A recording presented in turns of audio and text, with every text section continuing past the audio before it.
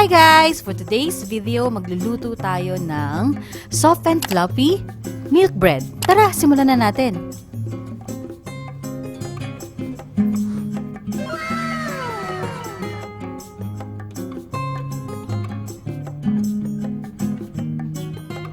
So, ito yung mga sangkap na kakailanganin natin. Milk, activated yeast,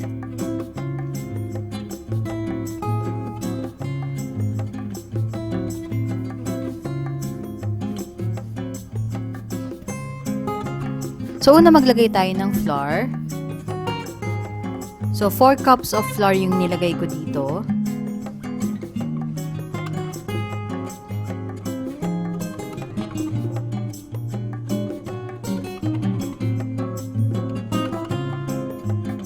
Then, maglagay tayo ng salt, sugar, skim milk, and water.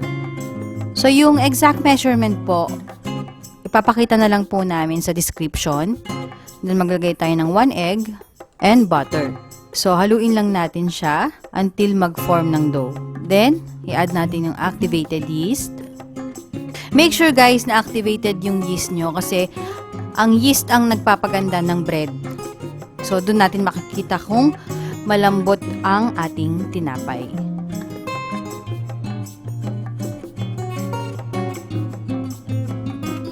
So, ito guys, tuloy-tuloy lang natin siyang haluin. And then, after that, kailangan natin siyang masahin. Hanggang sa maging smooth and shiny ang itsura ng ating dough.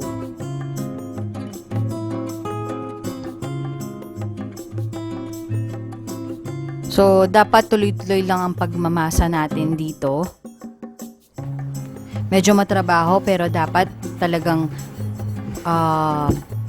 effort talaga yung pagmamasa nyo dito kasi nga hindi magiging maganda yung bread nyo kapag sticky pa siya. So, ito malalaman natin kung okay na yung ating dough kapag hindi na kumakapit sa lalagyan. So, nakikita nyo na nagiging shiny na yung itsura ng ating dough. So, tuloy-tuloy lang natin gagawin na ganito. Pwede rin naman kayo mag-add ng konting flour if talagang sticky pa yung dough ninyo.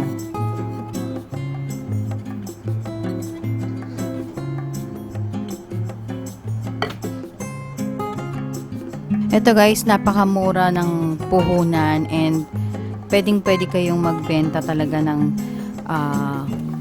tinapay.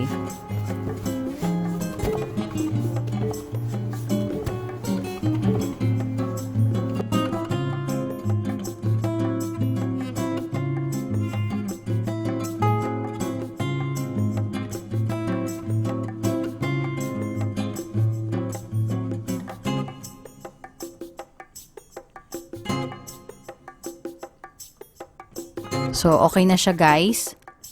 Lagyan natin ulit sa lalagyan and let it rest for 1 hour. So, kapag 1 hour na, so makikita nyo siya na dumoble na siya.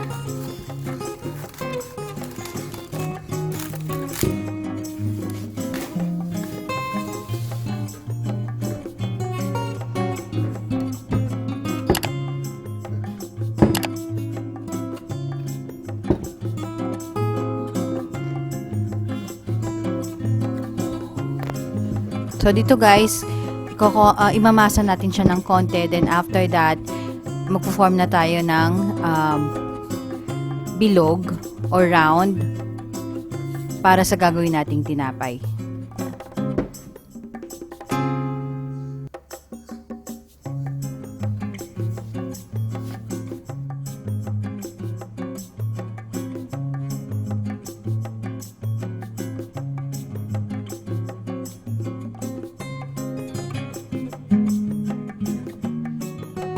So guys, yan kapag wala kayong pangputol talaga ng bread, pwede nyo gamitin yung ganung sa kutsilyo sa pinakaibabaw ng kutsilyo as option nyo kung wala kayong panghiwa. So tuloy-tuloy lang tayo sa pag-roll ng ating dough. And then, i-divide nyo lang siya kung hanggang saan nyo siya pwedeng i-divide. And then, bilugin nyo lang. So, ayan siya guys. So, dito naman, i-rest pa rin natin siya after 15 minutes para dumoble siya. Ito na siya after 15 minutes. As you can see guys, na dumoble siya. So, make sure yung oven nyo nasa 170 degrees Celsius and kailangan iluto natin siya for 15 to 18 minutes lang. So, ito na siya guys. Ito na yung ating soft and fluffy milk bread. So, sa ibabaw guys, pwede kayo maglagay ng icing sugar para mag-add ng taste. So, napakadali lang ng recipe na to guys. Sa mga gustong or magnegosyo ng panaderya, yung mga ganitong simple lang, pwede nyo nang gawin pangbenta. Guys, after nyo mapanood tong video na to, sa next video naman natin, ipe-present ko naman sa inyo ang homemade pandesal, which is pwedeng-pwede nyo ring ipandagdag sa mini bakery ninyo. So, nagkaroon kayo ng soft and fluffy milk bread, meron din kayong additional na pandesal para ibenta.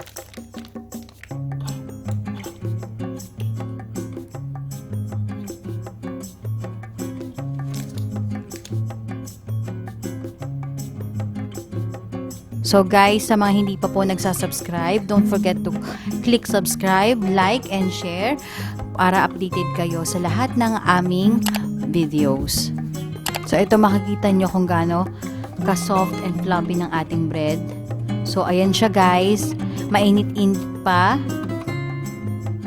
Ay, kitang-kita nyo naman na lutong-luto ang loob ng tinapay. Guys, after nyo mapanood tong video na to, sa next video naman natin, ipe-present ko naman sa inyo ang homemade pandesal, which is pwedeng-pwede nyo ring ipandagdag sa mini bakery ninyo. So, nagkaroon kayo ng soft and fluffy milk bread, meron din kayong additional na pandesal para ibenta. So, kita-kits ulit tayo sa next video. Bye!